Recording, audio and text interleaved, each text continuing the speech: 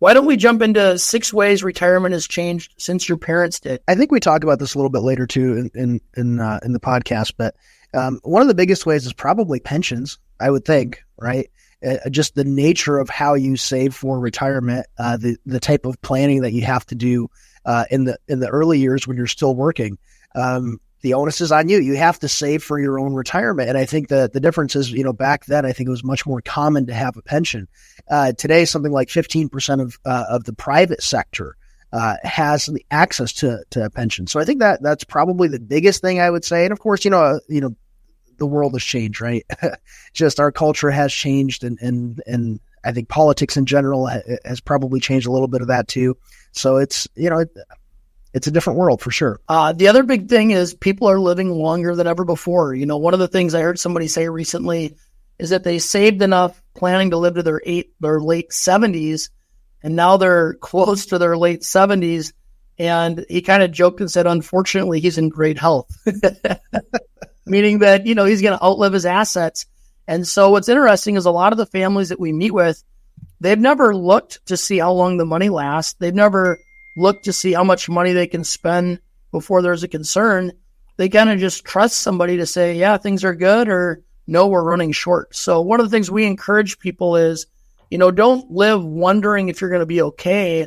Come meet with us. Let's lay out a plan and give you some financial peace. Or if it looks like maybe things don't look as good as you think, let's create a plan that helps you win. Because I think one of the worst things somebody can do is spend 40 plus years working their butt off, and then all of a sudden they spend all of retirement hoping they're going to be okay.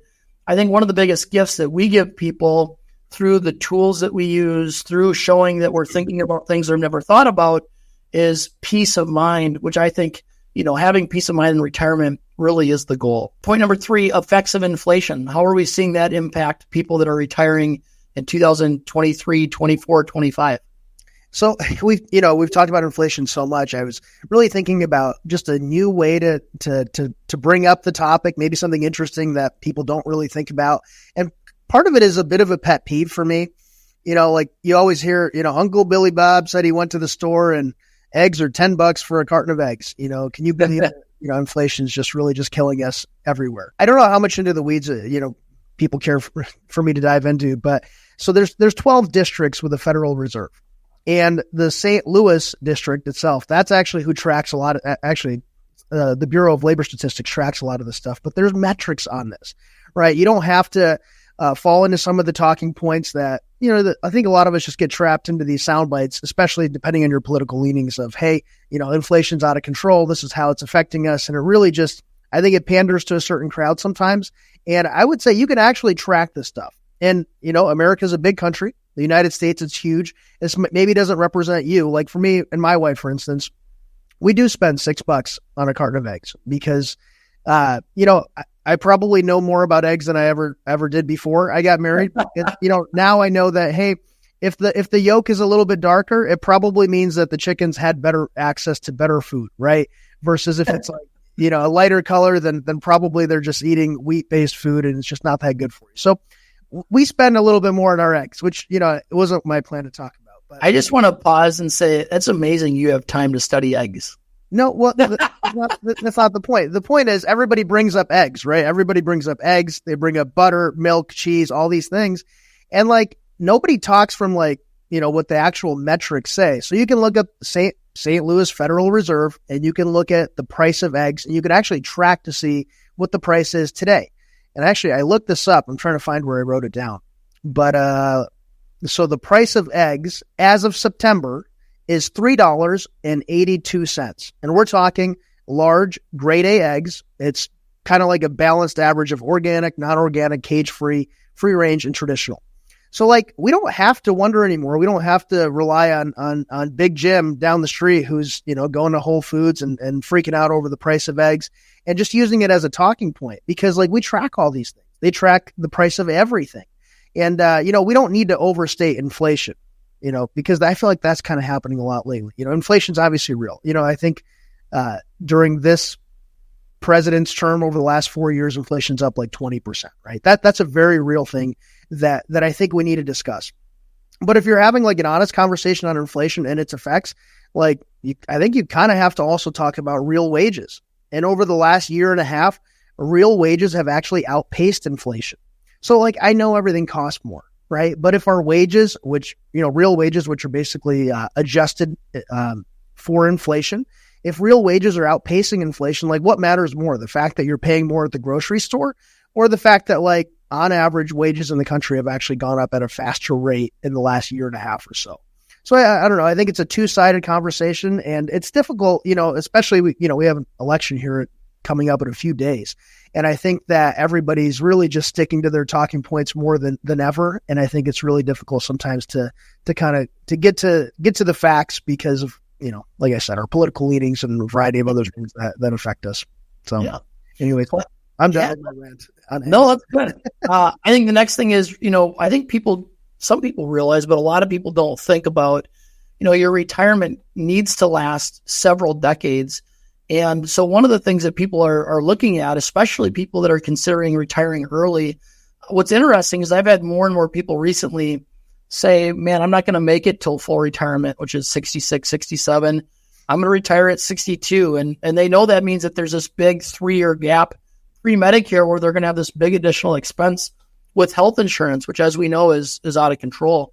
But one of the things that is important before you decide to retire is take a look at if you do retire at 60 or 62, that means that your retirement may have to last 30 years, maybe 35 years if you or your spouse has family members that have lived in their 90s. And before pulling the plug on work, making sure that you're thinking about inflation and the cost of health insurance. And, in the beginning, I think one of the things that you and I see a lot is people tell us they can live on a certain level of income, but then they find when they add in travel with friends and remodeling the house and all these additional things, they spend a lot more in those go-go years, those first 3 to 5 years, than any other time. So we just encourage you, take a look to see, can that money last as long as you need? Maybe you leave behind several million to your beneficiaries, or $1 million or $500,000, but look to see that your money lasts as long as you need it to. And, we have some people that they're comfortable knowing that their home that's paid off is going to be added as a retirement asset at the end if they need it. But a lot of people want to see their home and some of their assets, go to their kids or siblings or people they love. So I would just say, do you know how long the money lasts based on the expenses you're living on, not just on your fixed expenses?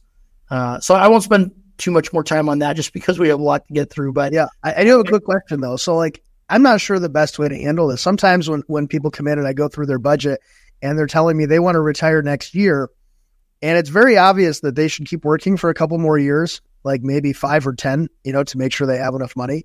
How do you handle that conversation? Yeah. Well, ask they're so excited. They have the date in mind. They're already telling me. Oh, yeah. Well, they can't retire. Well, here's the deal is that I've had some of those hard conversations recently. And I think what's sad is I think a lot of advisors get nervous they're going to lose the client. So they tell them what they want to hear. Fortunately or unfortunately, that's not me. I've had to tell 2 different families this year, hey, one of 2 things has to happen. Either you have to work longer or we have to get your expenses down by $1,000 a month and show that you can live on that, or I'm not going to, be able to keep working with you. And that might sound mean, but if you don't have a financial planner that cares enough about you to tell you that your plan's going to fail, then in my opinion, you have a great salesperson. You don't have a great planner. So one of the things I encourage people too is, man, you've spent 40 plus years working so hard. Why not get a second opinion from somebody just to make sure that you have 2 advisors on the hook telling you that you're going to be okay? So I would strongly encourage that because I think that it's too big of a thing to just agree or understand with one person that it's going to be okay. Get a second opinion. I'm a big fan of that on anything that you do that's significant, whether it's hiring a landscaper, hiring somebody to build your home, sell your home. Always get at least 2 opinions because you probably could learn something that maybe you wouldn't have learned from just getting one source. Yeah, and I guess something that comes to mind too, this happened last week. Make sure you disclose all of your investments to your financial advisor. They don't all have to be under one roof. We're not going to be offended that you have something somewhere else. And the reason why it's important is we had a real heart to heart with one of our clients. I think it was last week or the week before. And they were kind of in a situation where, hey, if you keep spending at this pace, you're going to run out of money. And there's no way they didn't want to cut back on their spending, their distributions, their monthly distributions that they were taking from their Charles Schwab accounts. And like we just saw, the plan just like it wasn't going to last. Well, we get a call, I think it was a couple of days ago, Friday or Thursday, from their CPA saying that, hey, they had an unexpected distribution from an account and they have to pay some taxes on it. And they want to utilize the 60-day rollover to get it back into the Schwab IRA. Well, I said, hey, we don't have a Schwab IRA for this person. And we didn't send them the distribution. It came from another institution and we weren't aware of it. But, come to find out, this client had an additional, $100,000 or so at a different institution that they didn't want to disclose. And I think for, probably because, I actually have no idea. Maybe you could speculate as to why they didn't want to disclose the amount. But, it's just one of those things that, it doesn't make it, it makes our job easier in terms of planning and making sure that we're putting together a good plan for you if we know about all the assets that you have. I'm going to jump to rising taxes. One of the big things that we see is in 2020, we had $17.5 trillion in debt. And here we are, end of 2024, and our country has $35.8 trillion. So, one of the things that a lot of us expect is that taxes are going to go up. Now, I know, one of our candidates, President Donald Trump, is talking about seriously considering eliminating income tax, which would be shocking, and just getting most of our tax dollars from tariffs. But my guess would be is that income taxes are going to have to continue to increase. So one of the things I encourage people is let's plan for taxes to increase and make sure that if that were to happen, that you're going to be okay. And that way, if for any reason that doesn't happen, at least you're ahead of the game and you didn't depend on that going away. I don't think taxes are going to be eliminated, and I don't think we can rely fully on tariffs. Obviously, a difference of opinion there, especially because most economists that I've looked at say if you rely solely on tariffs or increasing tariffs, you're going to have a huge increase in inflation. But right now, one of the reasons why it's probably taxes probably are only going in one direction is because of our total debt. We talk about the U.S. debt clock.org all the time. Well, total debt's about $35 trillion. And servicing that debt is becoming more expensive. Like right now in 2024, 17% of our total federal spending goes towards servicing that debt. And the average interest rate on the debt right now, it's about 3.32%. So a huge amount of our money, I think it's like $1,100 some billion every year goes to maintain that debt. We only raise so much in our tax revenue, and the rest we have to borrow to pay for the things that we have here as a country, right? So it's going to be a problem that's not going away, and probably eliminating debt and relying solely on tariffs probably isn't going to happen. I mean, eliminating our taxes, so more than likely taxes are going to increase probably in your retirement if you're nearing retirement in the next couple of years. Higher healthcare costs. This is significant.